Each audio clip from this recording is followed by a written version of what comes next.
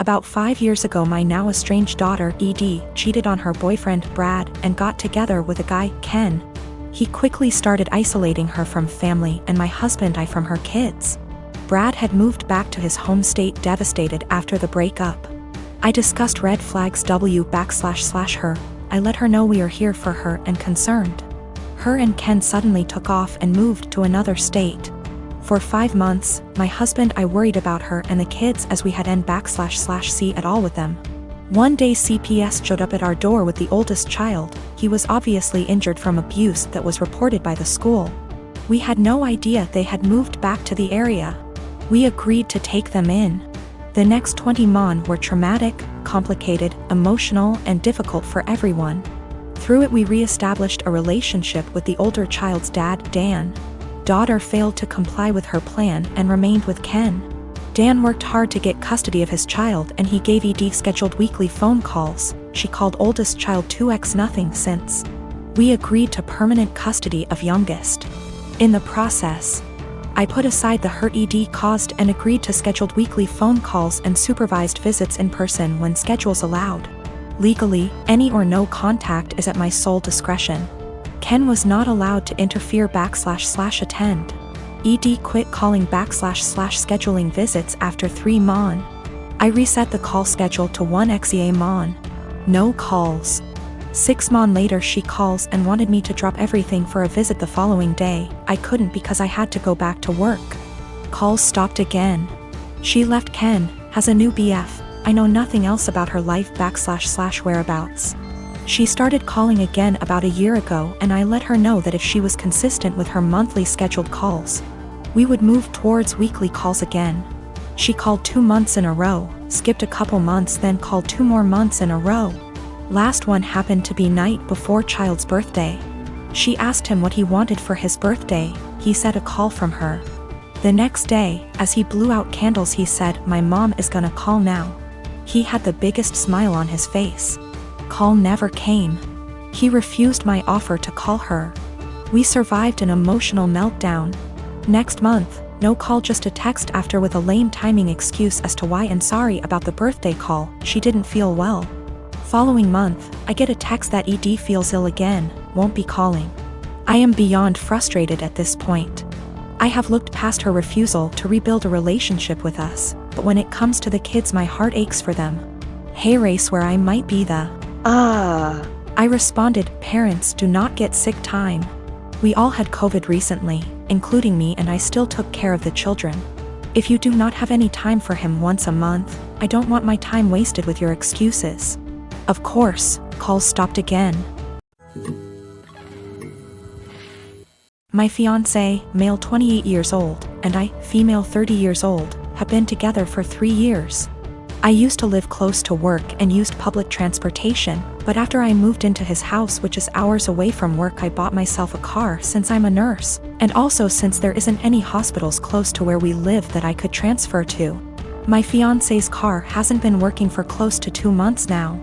It requires so much money to get it fixed, and he refused my financial help when I offered it. Instead, he would ask to use my car every now and then, and I agreed as long as it's when I'm not working, and also, since he only uses it for trips to the supermarket, etc. On New Year's Eve, he told me he wanted to use my car to go hang out with his friends and celebrate, but I declined because I had to cover a night shift and needed my car to travel to work. He insisted and even suggested I take the night off or swap shifts with another nurse, but I couldn't do that last minute. I thought he dropped it then, but when I went into the shower and got out, I couldn't find him nor my car. I freaked out and started calling for half an hour, but he didn't answer me. I tried again till one of his friends picked up.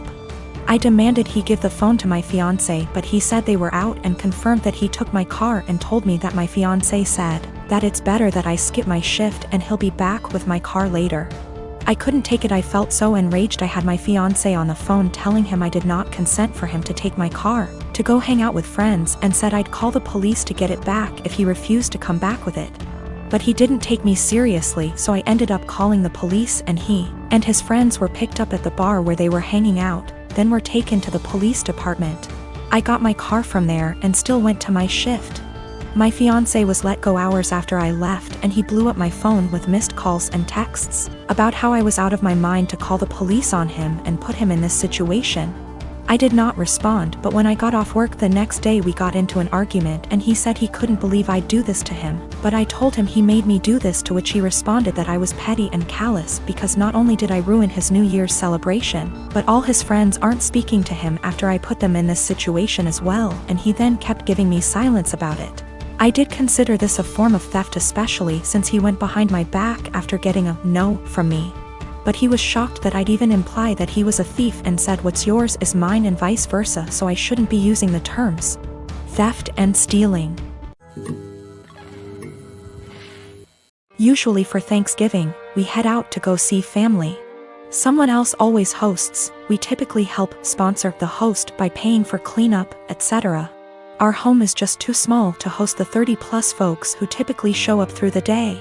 This year that's obviously not happening. Other than us talking about not doing the usual, Thanksgiving didn't come up until yesterday. My kids have the week off from online school, and I was doing a puzzle with them before dinner when my husband walks in after work and says, "So did we get a turkey?" I looked at him and said, "Well, I know I didn't." "Did you?" He stared at me blankly and said, "No." "What do you mean? Do we need to get one still? Is it being delivered?" I shrugged and said, "I don't know nothing about no turkey." The kids and he looked so confused, so I helped them along and said, "I didn't buy anything. I didn't plan anything. No one said anything to me about Thanksgiving. Nobody offered to help meal plan, cook anything, do anything." He blew up yelling at me about how I should have obviously known. I said, "Why?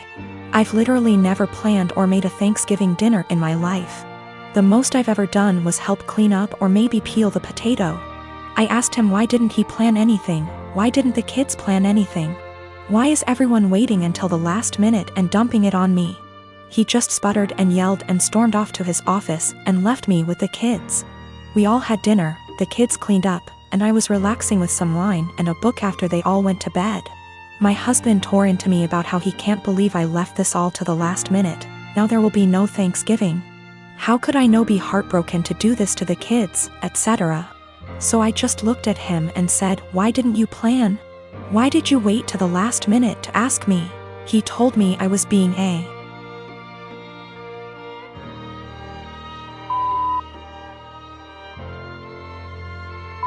for no reason and stomped off to go sleep in his office. He left without saying a word this morning.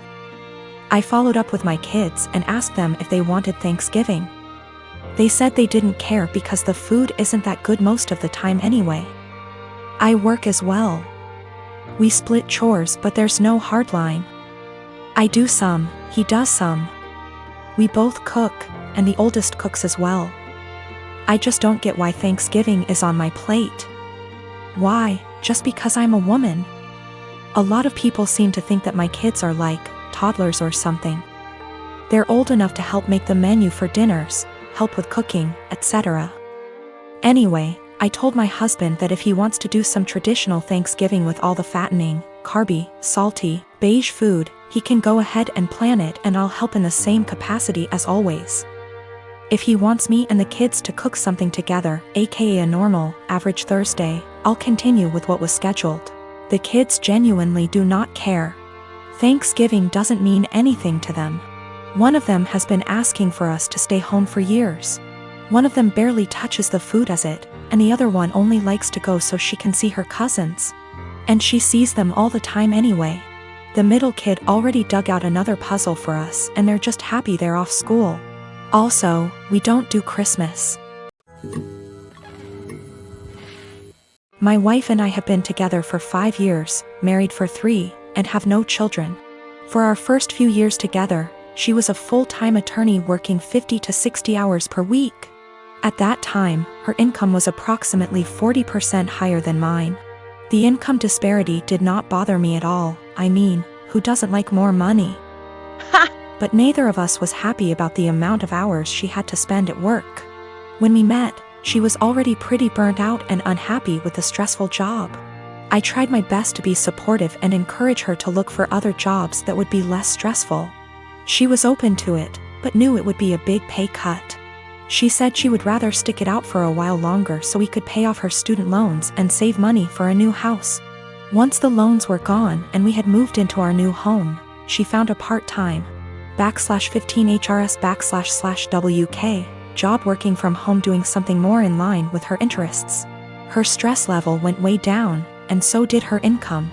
She still makes very good money, but her income is about a third of her previous job. This is absolutely not a problem financially. My income has steadily increased and she's still bringing in plenty. We are doing great and have no money problems. I have no regrets about any of it.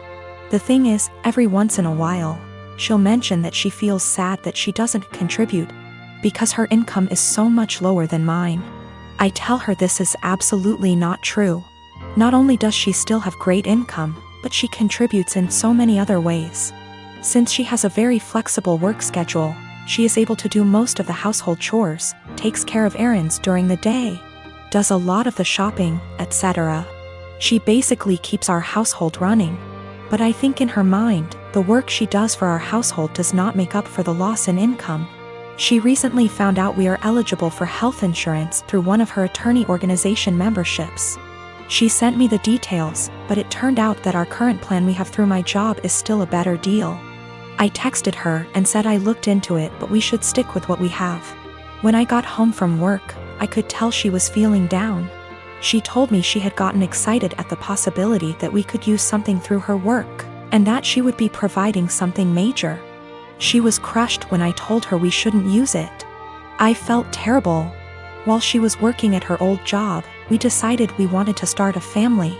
The ideal situation was for her to get a low-hour, flexible, work-from-home job so she could be a stay-at-home mom with a little bit of income on the side.